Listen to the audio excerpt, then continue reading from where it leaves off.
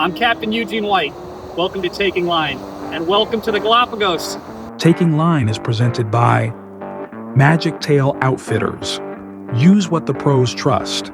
Visit Magictailoutfitters.com to check out our tournament-winning gear.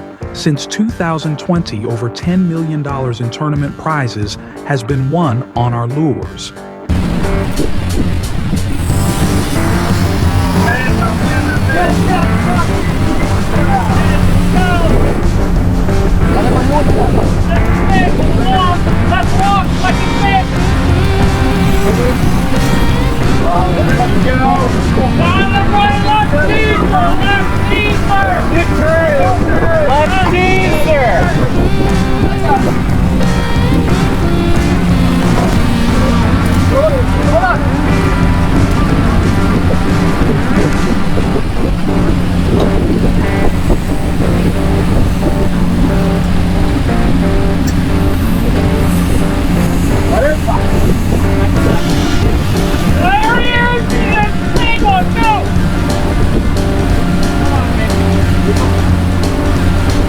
Oh, he's still in the teaser. He's still in the teaser right here. Yes. On the spinner! Big D on the spinner! I first learned about the Galapagos watching David Attenborough on TV. One of those TVs that looked more like furniture than it actually TV. But hearing about Charles Darwin, all the different species that was here, I was smitten. I knew I had to get here one day. Many years later, I saw Russell Crowe in Master and Commander, and I was looking at all that footage and reminded just how bad I wanted to get here. So when that invitation came, I bid, and boy am I glad I did. I've spent my whole career in the construction business. We are uber focused on safety. We want everybody to go home safe to their families every single day they come to work. And I'm programmed that way, so walking around here for the first few days took a little bit of an adjustment for me, especially after I walked by a construction site. I felt like intervening a few times, but what really struck me is the moped and motorcycle safety on the island. It is not unusual at all to see an entire family on a very small scooter running through town at a decent clip with the dog, the child, the father, the mother, and the mother holding the infant in her arms, whizzing around wet streets. I don't know, I really think they got to figure something out down here. I'm a little worried about that one. You know, like most of you in the Northeast, I started off with the Fisherman magazine, and still enjoy reading it front to back cover. But over the years, you know, my family would always sign me up for magazines. They'd stack up at the side of my bed, and I wouldn't quite get through them all. I'd flip through them, but there is still to this day one magazine I start with the front, I end with the back, and I never throw out, and that's Marlin magazine. And, you know, stories from that magazine has brought me to places like Madeira. It has brought me to, you know, the edge of the earth that I would never have even known existed if it wasn't for the way they tell their stories. And those places I've gone, I've met people who've been to even more of those places with more stories. And I was very fortunate this week to meet Kerry Chan. Spoke a lot with him about a couple more of my, you know, bucket list spots, and the Azores, Cape Verde. You know, once again, ran to my hotel room, got my little notebook because I'm terrible about doing it on my iPhone. Wrote down a couple of contacts, and a couple of folks we fish here this week. We're determined. We've got to get there. That's next.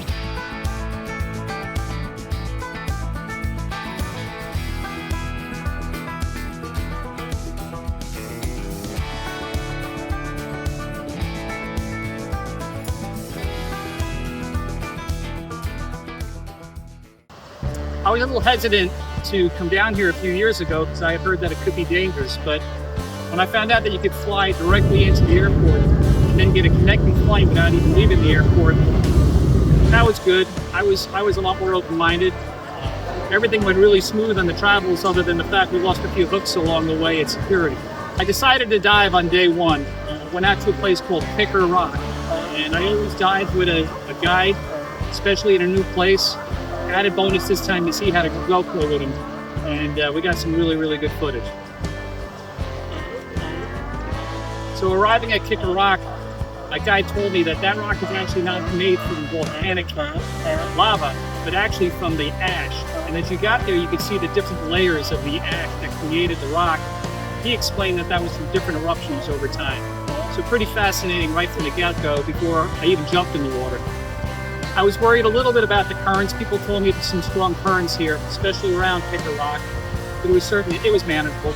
It was manageable. At the end of the day, you know, the visibility was good, the equipment was good, and boy, there was no shortage of life to be seen. Our first dive, we only went as deep as 60 feet. We tried to really go into the structure. I was encouraged to bring some gloves with me because there's a lot of growth on the rock. You have to be really careful where you place your hands because you don't want to disturb any marine life. So you're looking for a raw rock, kind of secure yourself onto it, just watch the world pass you by. The amount of life that's in those currents is just, I've dove my whole life. I've never seen anything like it. Massive schools of wahoo, more turtles than you could count. Quite honestly, more schools of fish I have never seen before, don't even know what they were.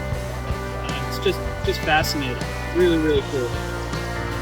So having dove South Florida most of my life, some in the Bahamas and Bora Bora, places like that, in all of those dives, I've never actually felt warm current in your face immediately shift the pool.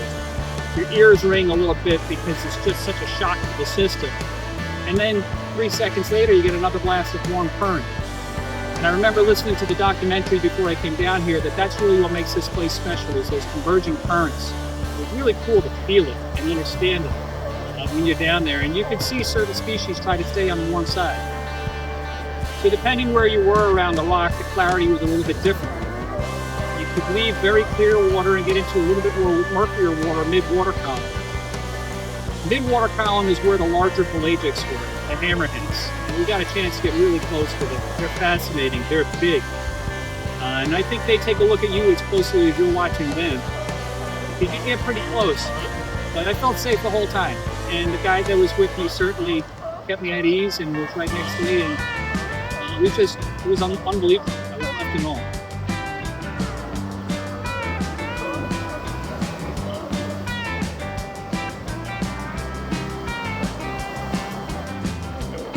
Listen, while I love to dive, fishing is what really feeds my soul. And marlin fishing in particular is something I've become addicted to only in the last year or two. Haven't really been a meat fisherman most of my life.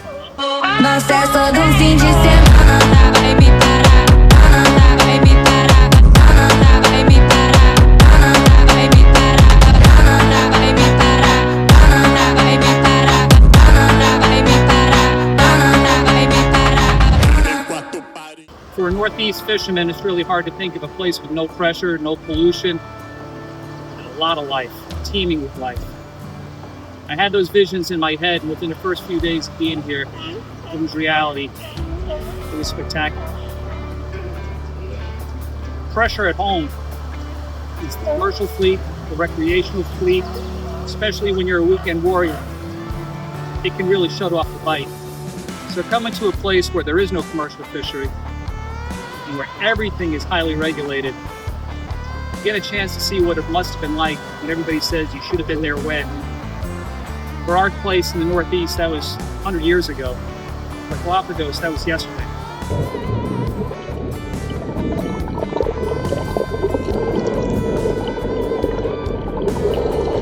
So we fished on a boat called On the Hook. You know, it's a kind of twin outboard, kind of sport fishing boat, kind of not sport fishing boat, the way they all are down here, but it certainly got the job done. Umberto, who's the owner, had a mate on the mainland, very invested in making sure he set it up for the type of fishery we have here. And one thing he really gets right is customer service, relationships, and that always starts with the food on the boat. He also owns a restaurant. I've been here 10 days now, and the best meal I had all week was the pork chops he served with rice on that boat. I'll come back just for that meal alone. When we first started fishing, as typically happens when you travel, we want to do it our way. they suggest doing it their way. We started off with maybe a happy medium. We came back around once the fishery came up and really got active. And the standard go-to marlin spread became what we did for 2-3 days and racked up the numbers. They're coming, go! Oh, look, there it is! Okay, go up on the front, go up on the front! Go up, on the toe!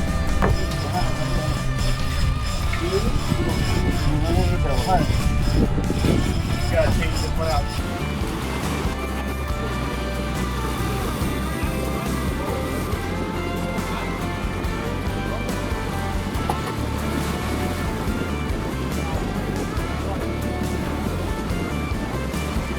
So day one, Dante said, you know, just meet me at the pier. Well, there's three piers here, and as I learned through the course of the week, you know, the middle pier is really where all of the fishermen get picked up and the divers get picked up to get taken out, and the pier to my right here, far right, is where they do a lot of the boat maintenance, and the pier just over or behind me is where they do a lot of their fuel up in the evenings. And that in itself was neat to watch every day. My hotel's right behind me here. And they throw an anchor out, they back up, they tie you up this, you know, cement concrete pier behind me.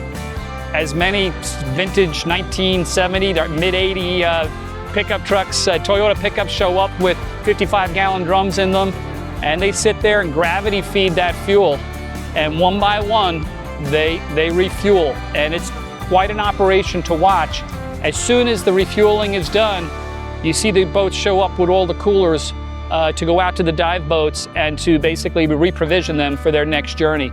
So there's just a lot of activity here. I've never been to Havana, but I think this is as close as I can picture what Havana Harbor must be like that you read about from Hemingway. The activity, the life in the harbor, the whole island, you know, revolves around an airport strip that's less than a mile over here and this harbor. And I highly recommend, if you come here, get a hotel room that overlooks the harbor, because it's a show and it's fun to watch, and you will absolutely see activities that you've never seen before that at first you say, well, why are they doing it that way? But you come to learn as the week passes exactly why they're doing it that way. This is how it gets done, and they know exactly what they're doing.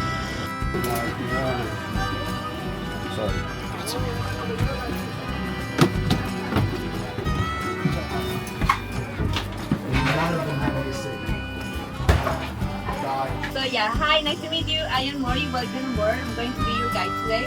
I would like to introduce our trio. The one that is in charge is our Captain, Mickey, and our sailor Alejandro, also Umberto. If you need anything, please let me know. You can talk to them or with me. When we first got here, we were on the moon. And after 2 days of giving it hell out there, waiting for the bait to come up, fish to get active, we decided to take a day off. We saw it coming together. We said, you know something, let's let it have another day off the moon. Let's go bottom fishing. Which in itself was neat because it brought us around the backside of the island. And that's when you really feel like you're back at Nat Geo. It is spectacular back there. We didn't see another boat other than commercial fishing all day. And we ended up fishing around a rock formation, a couple of rock formations that were covered in seals and crabs. A couple of iguanas made it out there. And what was really neat is you fish next to the rock, you'd be in 60 foot of water. Only about 5 feet over you drop and you didn't find bottom. So you just imagine the amount of life that's around that, what that's doing down there. We pulled off more species, many of which were firsts for all of us, right? Types of fish we had to ask the locals, what are these? Never even seen them before. The highlight for me was caught a nice mullet snapper on a popper.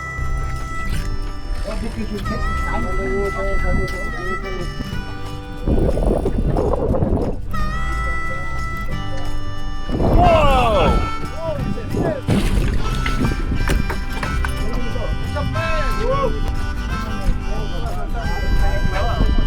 And took that fish back. There's a great restaurant here in town we bring our catch to, and they did a great job with it.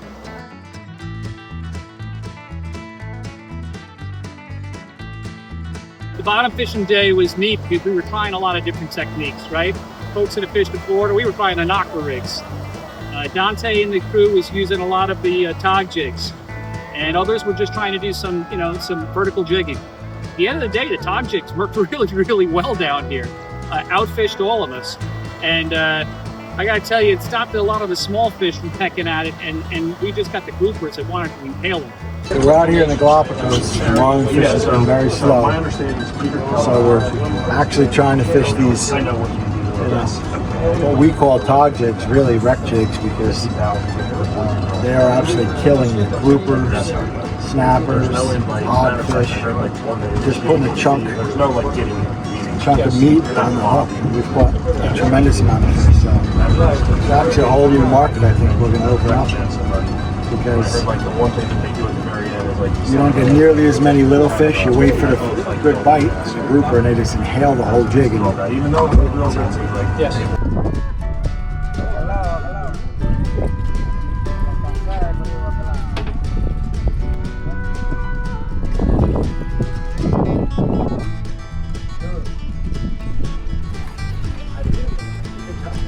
Two experts to the left and right of me. I'm smoking.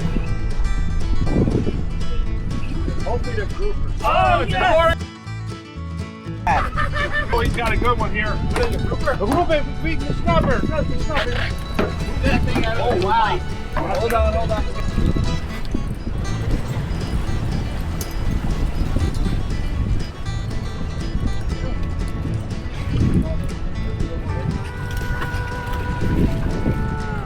Feel the grouper inside.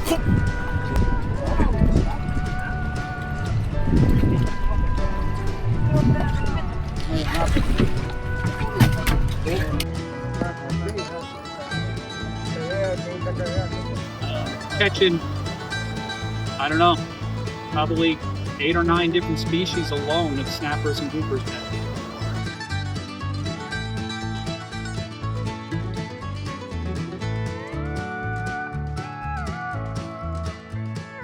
So for 4 decades, Team Norangela has had a motto, and that is pray for the bite. There is never a day that we go out fishing, whether it's just in the bay or if it's 80 to 100 miles offshore, where as a crew we don't say a prayer and offer thanks. We recognize that the ability to fish at the level we fish at is a blessing. We also pray for a safe journey and give grace and gratitude for God's grace. So down here, I took the time to do a lot of reflection and a lot of talking to God. After all, it's clear he had a lot of fun making this place. In fact, I don't think I've been anywhere in the world where I feel as close to God's hands in creation as I have here in the Galapagos. It is so pristine. It is so unique. It is so special that it's kind of hard that your faith doesn't feel stronger leaving here. There's a thread on your heart, and this place certainly tugs on it, and it has a lot to do, I think, with your relationship with God if you allow that to take place. I took a lot of time to reflect while I was here. I wrote in my diary, wrote in my journal, did a lot of self-reflection, and boy, the nature and the peace of this place allows that to just thrive. I got the bug to chase white marlin after one banner day in Beachhead, where we did pretty well on them. And catching all those fish is not what got my heart pumping. It was watching a well-orchestrated crew that knew what they were doing make the most of the situation. And that drives me. That's always drove my boat, the Norangela, and our crew's fishing program is trying to get better every single trip. And that is really what brought me here, is that I knew that the people on the boat that I'd be fishing on this week were really top of their game marlin fishing. So I would say is my largest takeaway, above and beyond the life and the scenery and the great time we've had here, is learning.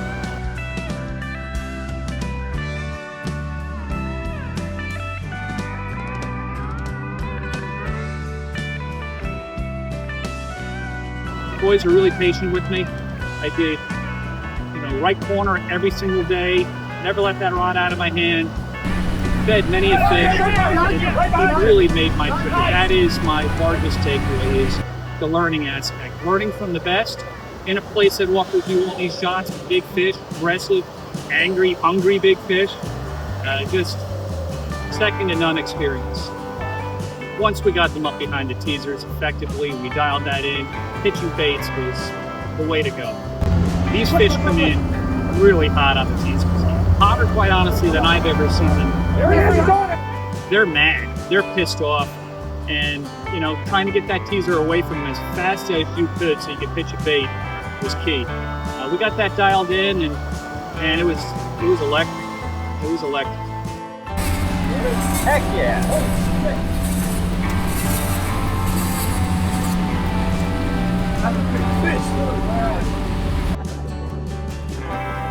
Get the harness! Buenísimo, este video.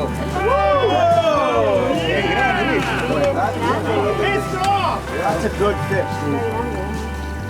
That's 250 kilos. That's a big fish. We have a saying on our boat, always being one step ahead. It's something I took years ago from RJ Boyle and his training videos. And that hits everything, right? That means you got to have redundancy in your tackle. That means you have to have the best tackle. That means you need to be prepared. And that means you have to be best in class. And I've gone to many a destination to fish. You need to be let down when you step on board and you see some older tackle that's not well serviced. I can assure you that was not the case on this trip. Dante brought an arsenal with him. And we fished a lot of different Magictail lures. We experimented with some. We found the proven others that produce just very consistently. And I gotta tell you, it makes all the difference in the world. When you know and you can rely on your tackle and your teammates, all that really needs to come together is the fishing. It took a few days because we were fishing on the full moon on day one. And while all that bait was there, we marked it every single day, it really just wasn't coming to the surface. Every day that progressed through the week, we saw it come together more and more. Bait started to come up, stay up, the petrels, the frigate birds, the gannets, the seals, the orcas, the porpoise, all started to arrive. We knew it was only a matter of time that it was going to go off, and it did.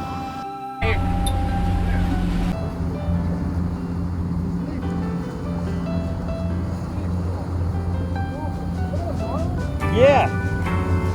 In business, you're trained to surround yourself with the best expertise and the best advice that money can buy. I take that same philosophy to fishing, but the best part about it is it's often free. You just have to get out of your comfort zone. And one of the main reasons I wanted to do this trip was to step on board a boat with a bunch of people I have never met before in my life.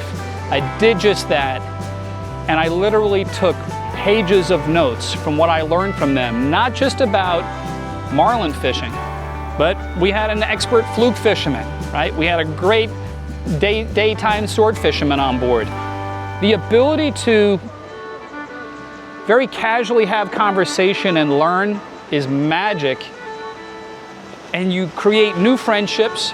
You bring that back to your team, back to your program. Hopefully you bring many of these individuals back on board your boat, and that's how you raise the bar, right?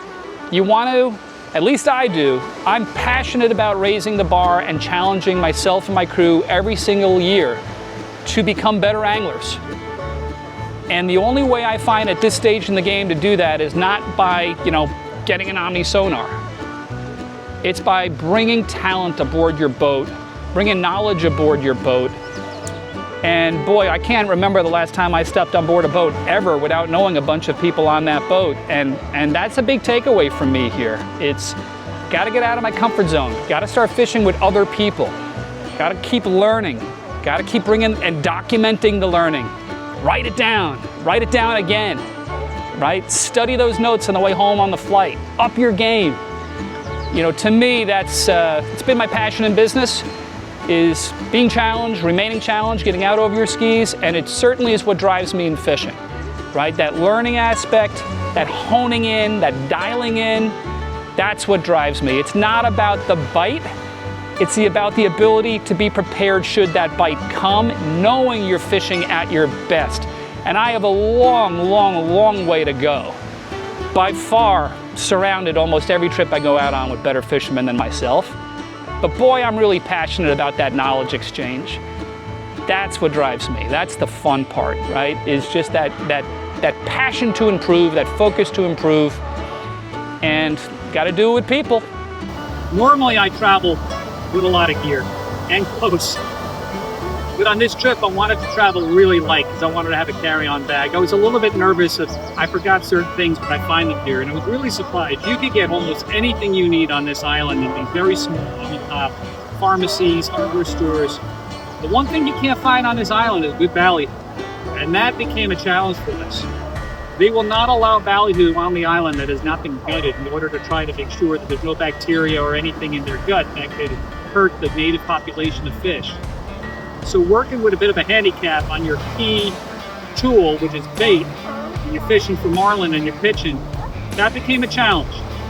But bit by bit, we figured out how to work around it. There's no better feeling as a learning marlin fisherman when you can actually present your bait where it needs to be. You feel that bite, and you let them eat, and it comes tight. It's so satisfying.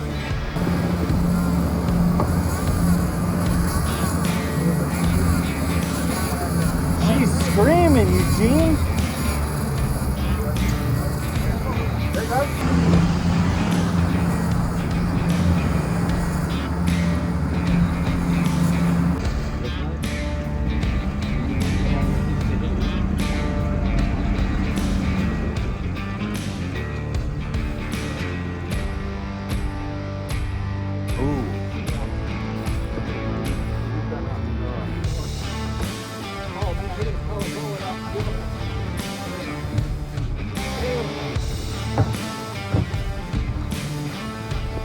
I've fished for striped marlin before. Typically they hit hard and they kind of sound. Fish here are really unique. They are bigger. You know, we've saw fish this week, $125 to 400 pounds, depending on what we were after. For all those striped marlin in particular, they stayed acrobatic till the end. It blew me away. You know, just when you thought you had those fish tired, they kept going. They got second winds. And thankfully, every single one of them was released healthy. Down here, it's really important to protect the fishery. On board, in fact, is a government representative that makes sure that things are being done the right way and that we're releasing those fish healthy. We videoed all the releases. They went kicking away hard. Very satisfying to know you've done that. You know, we didn't tire these fish out. Oftentimes, you know, we chose to break them off and not keep them at the boat for photos. We wanted to respect the fishery. We wanted to respect the people's fishery here. And at the same time, we wanted to respect the fish. It was magnificent. So I already told you about the pork chops, which were unbelievable. But as with anything, when you travel places you've never been before, there's a lot of firsts. And I wasn't so thrilled with the beer down here. We come off the boat, wanted something refreshing.